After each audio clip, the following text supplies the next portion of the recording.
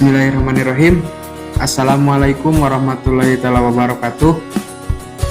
Waalaikumsalam warahmatullahi wabarakatuh. Perkenalkan, nama saya Dede Rizal Mubin.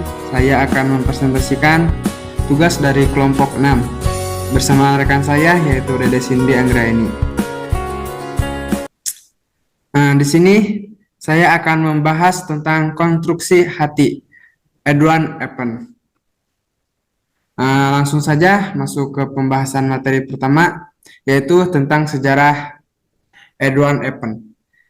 Edward Eppen Prihead dilahirkan di Inggris pada tanggal 21 September 1902 sebagai anak kedua dari pasangan seorang pendeta Inggris, Rev Johann Eppen Pratt dan Deoretta.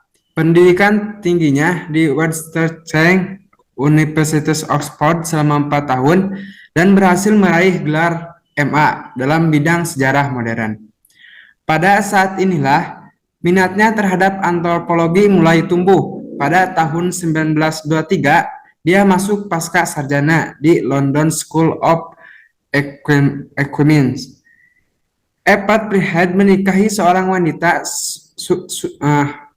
Edwin Eppen menikahi seorang wanita Sundan bernama Lona Nichols. Dari perkawinannya ini, dia dikarunia 3 orang putra dan 2 orang putri. Kemasyhuran Eppen Pratt dalam antropologi sering dibandingkan dengan kemasyhurannya di Oxford sebagai akademisi eksentrik serta menyenangkan. Sifatnya tidak mudah ditebak, pemalu, dan selalu berpakaian yang kadang-kadang membuatnya seperti seorang tukang. Kekaguman teman-temannya terhadap kefasihannya diungkapkan dengan kata-kata. Dia mengagumkan seperti keahlian bangsa Celet Minum. Tahun 1970, Eppen pensiun dan meninggal pada tanggal 11 September 1973. Itu sejarah singkat tentang Edward. Yang masuk kita langsung kepada pembahasan kedua, yaitu pandangan Eppen mengenai agama. Eppen Prihead adalah seorang antropologi dia melakukan antropologi yang luas antara Azen dengan orang Nur yang dianggap primitif oleh masyarakat dan sarjana.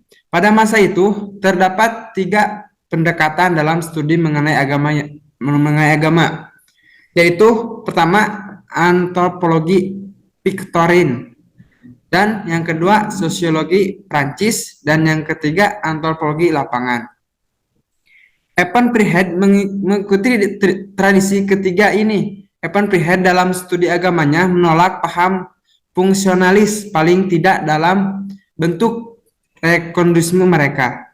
Tujuan desain Eppen ingin memperlihatkan bahwa pendekatan berbentuk rekonduisme mereka.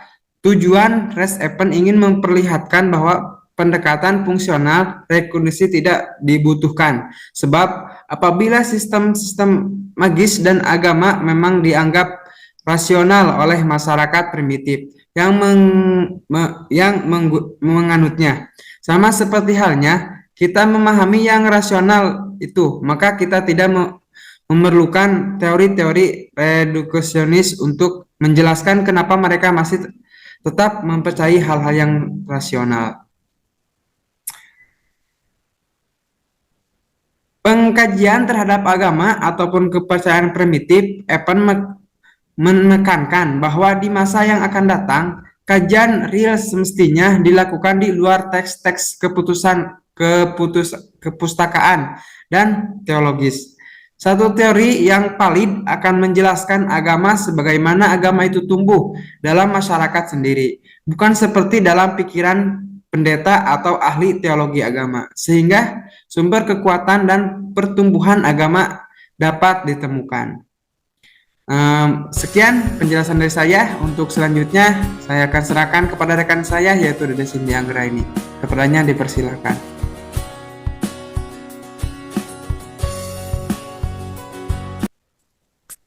Baik, terima kasih untuk Rizal yang telah memberikan saya waktu untuk melanjutkan tentang pembahasan Edward Evan Pritchard. Nah, di sini ada pendekatan antropologi lapangan. Pendekatan antropologi lapangan Edward Evans Pritchard yang didasarkan kepada filsafat fenomenologi merupakan pendekatan yang penting dalam melakukan kajian terhadap agama Islam. Meskipun secara metodologis pendekatan ini masih menjadi perdebatan di kalangan ilmuwan agama, namun pendekatan ini mampu menggali makna lebih dalam dari sebuah fenomena-fenomena keagamaan di kalangan umat Islam.